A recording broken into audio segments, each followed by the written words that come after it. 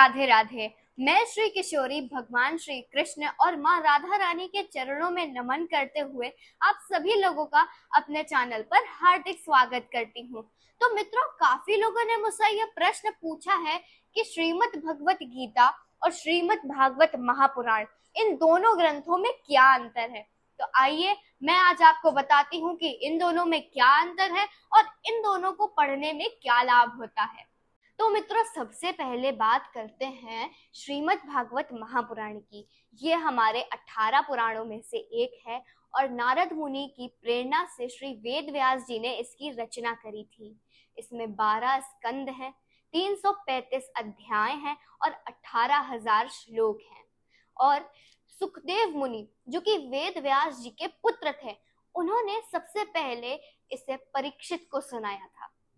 और सुखदेव मुनि ने राजा परीक्षित को यह सबसे पहले इस वजह से सुनाई थी क्योंकि एक श्रृंगी ऋषि द्वारा राजा परीक्षित को श्राप मिला था कि जब उनको एक तक्षक नाग डस लेगा तो उनकी 7 दिन में मृत्यु हो जाएगी। इस वजह से सुखदेव मुनि ने सबसे पहले इसे राजा परीक्षित को सुनाया था।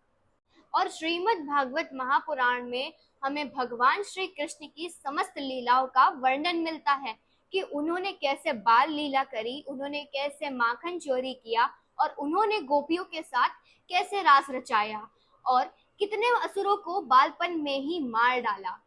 और मित्रों, हम लोग आज के समय में जीवन जीने का सही ढंग भूलते चले जा रहे हैं, परंतु श्रीमद् भागवत महापुराण में हम लोगों को जीवन जीने की सही कला, सही तरीका समझाते हैं। और इसमें एक बहुत ही प्यारी सी सीख भी मिलती है कि प्रेम ही सृष्टि का आधार है और स्वार्थ हमें विनाश की ओर लेकर जाता है। और श्रीमद् भागवत महापुराण हमें ये बाल बाल के जीवन मृत्यु के जंजाल से मुक्त करवाती है, क्योंकि हमें जीवन और जन्म तब तक लेना पड़ेगा जब तक हम लोगों को इस जीवन का परम लक्ष्य ना पता चल जाए। और श्री वेद व्यास जी ने भगवान श्री कृष्ण के जो भक्त थे और उनकी प्रेममयी भक्ति की कथाएं बहुत ही सुंदर ढंग से दर्शाई हैं। और अगर आप श्रीमद् भागवत महापुराण के 10वें स्कंध का पाठ कर लेंगे तो आपको भगवान श्री कृष्ण की बाल लीलाओं का ज्ञान हो जाएगा। और मित्रों, श्री वेद व्यास जी ने इस ग्रंथ को लिखने के बाद और कुछ भी नहीं लिखा था। और इसी के साथ इस ग्रंथ में श्री विष्णु जी के 24 अवतारों का भी वर्णन किया गया है। जब अधर्म चरम सीमा पर पहुंच जाता है, जब भक्तों की पुकार बहुत ज्यादा बढ़ने लगती है, तब भगवान श्री विष्णु को धरती पर धर्म की स्थापना के लिए अवतार लेना पड़ता है। और ये भी कह सकते हैं कि जब आप इस पूरे ग्रंथ को सही से पढ़ लेंगे तो इसमें भगवान श्री कृष्ण की समस्त लीलाओं का वर्णन है। तो आप इसको पढ़कर भगवान श्री कृष्ण के बारे में और अधिक जान सकते हैं। तो मित्रों, अब आते हैं श्रीमद् भगवत गीता पर। इसको बोला तो श्री कृष्ण ने था, लेकिन लिखा वेद व्यास जी ने ही था, जिन्होंने महाभारत की भी रचना करी थी। महाभारत के भीष्म पर्व के 6ठे भाग पर इसका वर्णन किया गया है। इसमें 18 अध्याय हैं और 700 श्लोक हैं। और मित्रों, हम इस ग्रंथ को भगवान श्री कृष्ण के जीवन का परिचय भी कह सकते हैं। अगर हम इस ग्रंथ का पाठ करेंगे तो हमें ये पता चलेगा कि भगवान श्री कृष्ण कौन थे, उन्होंने कितनी लीलाएं करी और उन्होंने कितने असुरों का वध किया। और हमें ये भी पता चलेगा कि धर्म क्या है, सत्य क्या है, हमें यह जीवन क्यों मिला है, हमारे जीवन का परम लक्ष्य क्या है। और मित्रों, अगर आप भगवान श्री कृष्ण के चरणों में अपना सब कुछ समर्पित कर देते हैं, तब स्वयं भगवान श्री कृष्ण आपके दुखों का सारा भार उठा लेते हैं और हर क्षण आपकी रक्षा करते हैं। और जब कुरुक्षेत्र के अंदर यानी कि युद्ध स्थल के अंदर श्री कृष्ण और अर्जुन पहुंचे तो अर्जुन आगे का माहौल देखकर बहुत ही ज्यादा भयभीत हो गए थे, क्योंकि उनको लग रहा था कि वो अपनों के साथ ही युद्ध कैसे लड़ेंगे।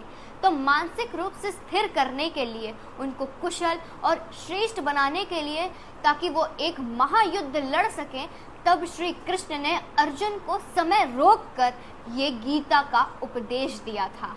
और अगर हम लोग धर्म की रक्षा कर रहे हैं तो हमारा ये भी कर्तव्य बनता है कि हम लोग धर्म की रक्षा करें और अधर्म को नष्ट कर दें। परंतु हमारे खुद के परिवार वाले अधर्म का साथ दे रहे हैं तो क्या हमें उन लोगों का साथ देना चाहिए? और अगर नहीं देना चाहिए तो क्या हमें उन लोगों को दंड देना चाहिए? और अगर हम लोग उन लोगों को दंड देंगे तो क्या हम लोग स्वयं पाप के भागी नहीं बनेंगे?